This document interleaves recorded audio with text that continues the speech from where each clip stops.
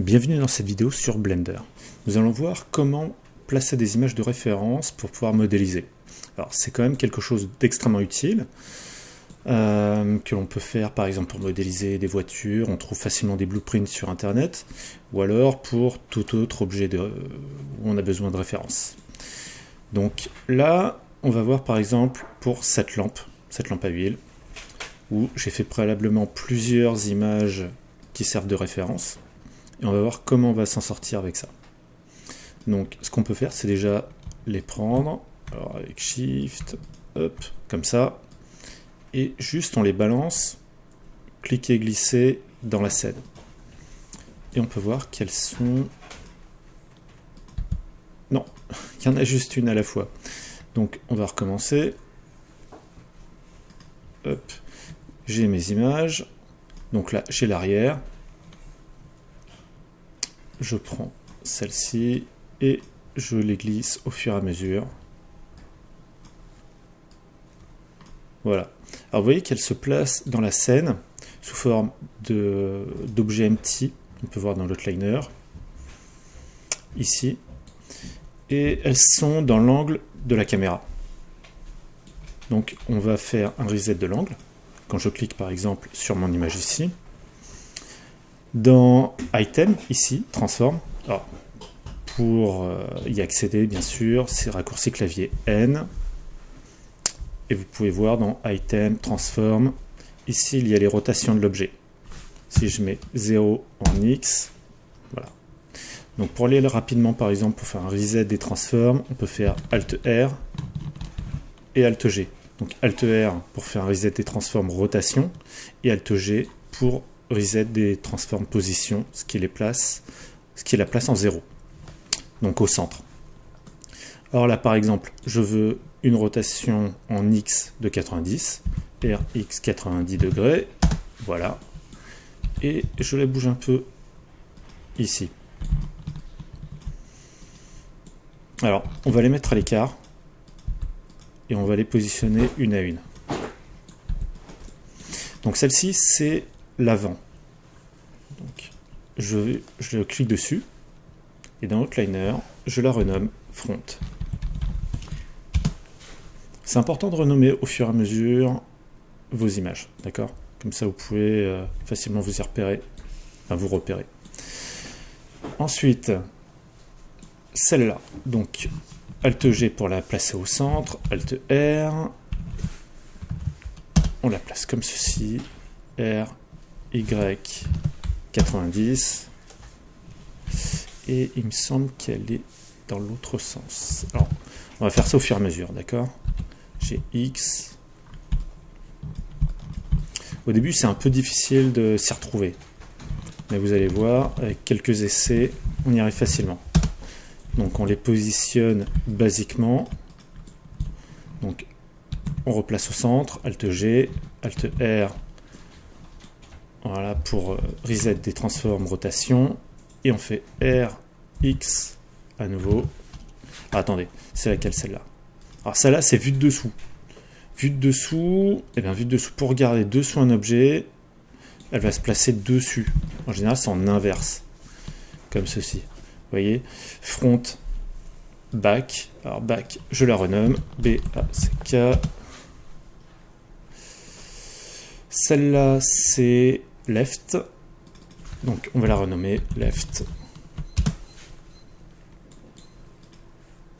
Celle-ci, donc c'est bottom, donc on peut la nommer bot. Voilà. Ensuite, celle-là c'est la vue de dessus, donc reset Alt R, Alt G, et on la place dessous. Celle-ci, c'est donc la top. TOP. Et là, la left. Alt R, Alt G. On fait un reset en Z. Voilà. Une rotation en Y. RY 90. Et on la bouge en Z. Donc GX, pardon. GX, voilà.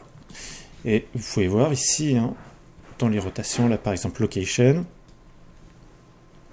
on peut bouger ici, là j'ai mis 90, X, voilà. Ce qui est important, c'est surtout que vous ayez ceci au départ. Donc, on la renomme celle-là. Donc, on a dit c'était quoi? Que c'était right. R-I, j'ai acheté. Très bien, je crois qu'elles sont toutes renommées. On peut faire un petit dossier. Ici, on va l'appeler référence. Voilà. Alors moi je mets en majuscule, hein, mais vous pouvez mettre ce que vous voulez. Et on les met toutes dans le dossier, dans la collection qui est faite pour ceci. Alors c'est très utile les collections, parce qu'après on peut les gérer. Voilà. Comme ça d'un clic, pour les effacer, pour faire en sorte qu'elles n'apparaissent pas dans le rendu, etc. Donc là par exemple, pour le moment, on va se concentrer juste sur une ou deux.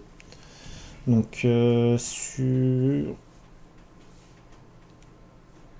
sur right par exemple.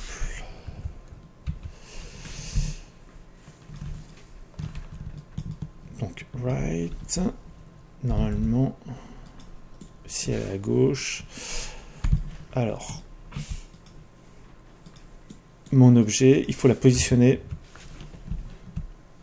au-dessus de Z, d'accord? Enfin, au-dessus de 0, je veux dire au-dessus de la ligne verte qui signifie en fait le sol. Alors, on voit pas très bien. Donc, ici, on va dans Data. Vous voyez, ici, on a Data et on a les options de réglage pour nos images. Donc, on a Opacity, par exemple ici, je coche et je vais la mettre l'opacité à 0,3.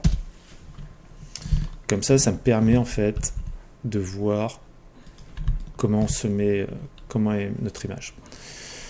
Ensuite, notre cube, pareil, il faut qu'il aille au-dessus de 0. Donc je peux faire GZ2, non, pardon, GZ1, ça veut dire qu'on monte en fait notre cube de 1 mètre. Parce que notre cube actuellement fait 2 mètres. Alors ça fait très gros pour une lampe, d'accord? Donc on va réduire sa taille. On va la réduire. Voyons, ici on a la taille de la lampe. Encore.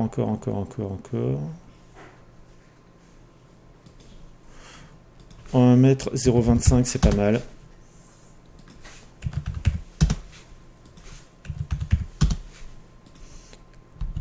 Et on va ajuster. Donc là, on aimerait réduire nos images par rapport à ici, par rapport au centre de la scène. Vous voyez? Donc on va utiliser notre curseur 3D. Le curseur 3D, c'est ce petit rond rouge et blanc avec une croix. Pour faire ça, je me place ici, donc 3D curseur. Et maintenant, si je fais un scale, j'appuie sur S, d'accord, raccourci clavier S, je fais un changement d'échelle et j'ai quelque chose comme ceci.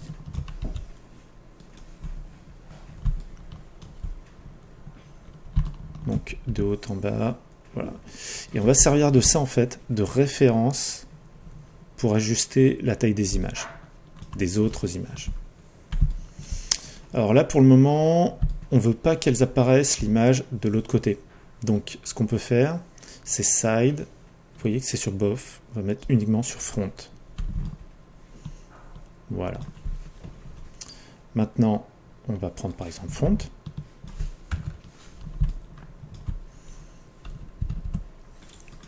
On appuie sur Front. On la place ici. Et on fait un changement d'échelle, S, et on l'ajuste par rapport à notre cube. Elle doit arriver, voilà, de haut en bas, ça doit faire la taille du cube.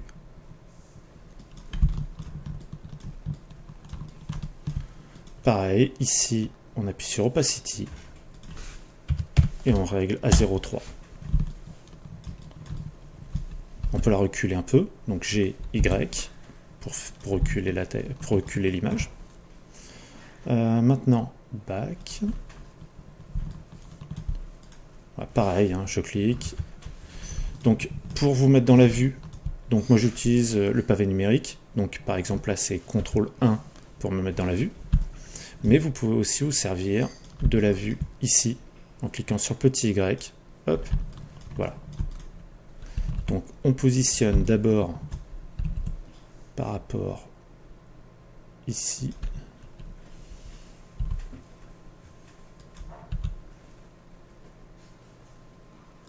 Alors, vous voyez le problème, c'est que là, on voit l'arrière. Donc on met side, front. Maintenant, si je me mets dans la vue,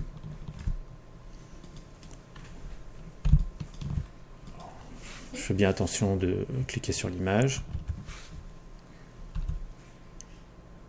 Je fais en sorte que voilà, de haut en bas, ça fasse la taille du carré. Ça rentre dans le carré. Pareil.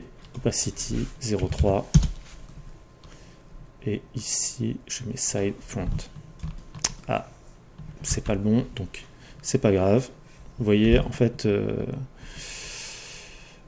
là j'ai un petit souci, c'est que c'est front, en fait, c'est pas le bon angle. Donc ce que je peux faire, c'est juste faire median point R 180. Ou alors je pouvais simplement aussi mettre back au lieu. Voilà, on peut changer front back. À vous de voir. Au moins comme ça on est sûr que tout est ajusté. Je la recule, j'ai Y. Ensuite, on a bot. Voilà, tout là-haut. Alors bot c'est un peu plus compliqué parce que ça correspond pas vraiment à notre cube. Pour le moment. Donc là, on va prendre notre cube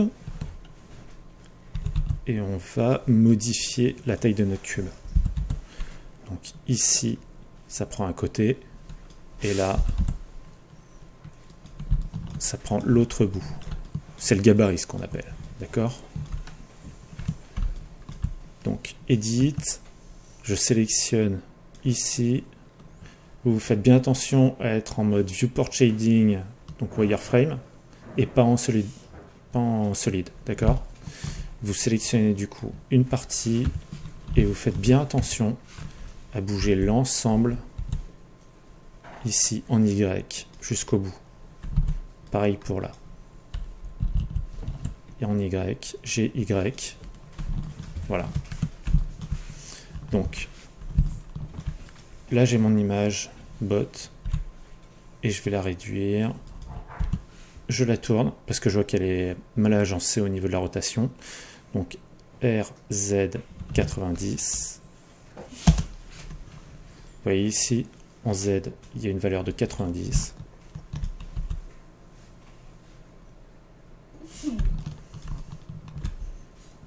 Et là, je fais attention à ce que ça rentre bien entre un côté et l'autre. Voilà, j'ajuste l'échelle pour que ce soit au bon gabarit. Donc j'ai mon image, elle est peut-être un peu loin. Voilà, je la rapproche. Pareil, opacity 0,3 et je mets front. Bon allez, cette fois-ci, je mets back, d'accord?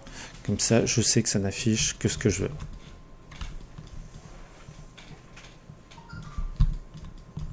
Alors pour éviter de faire des bêtises, ce que vous pouvez faire, c'est tout simplement éviter qu'elle soit sélectionnable. Vous voyez, ici vous sélectionnez et vous avez la petite espèce de petite flèche. Vous cliquez dessus. Voilà. Et ça en fait, donc ça apparaît tout sur la liste de tous les objets. Là vous pouvez simplement désélectionner ça.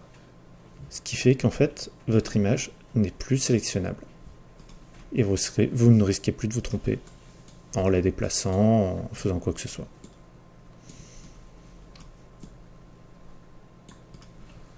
Donc ensuite, il reste à nous occuper de celle-ci, par exemple. Donc là, je clique sur le moins X, voilà. Je peux faire un petit scale d'abord, je la positionne en haut. Alors je vois pas bien, donc je réduis l'opacité à 0,3.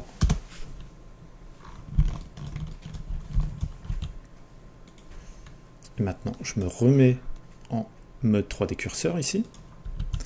Et voilà, ça fait un scale non pas par rapport au point pivot, mais par rapport à l'échelle.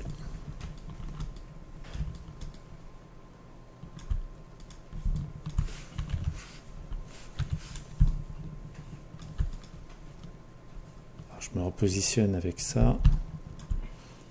Moins X.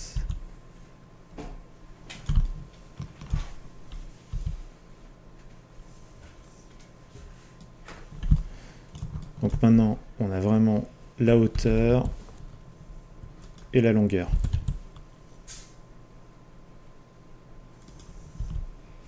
Comme paramètre de fidélité par rapport à l'objet que je veux me faire.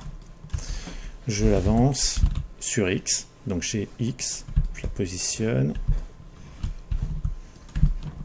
On peut reculer après, par exemple là pour front, pour right. Je resélectionne ici.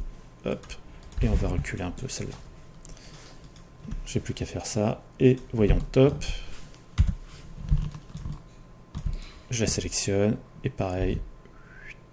Alors vous voyez qu'elle n'est pas bien alignée pareil. Donc RZ 80, moins 90, il me semble. On va vérifier. Il faut que dans la longueur, ça rentre dans le carré.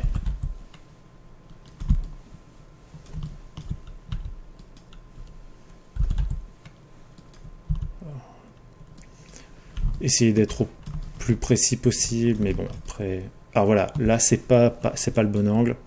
Donc, je me remets dans le point pivot, à median point, RZ 80, RZ 180, hop. Normalement, ça devrait être bon. C'est le bon alignement, vers là, vers là.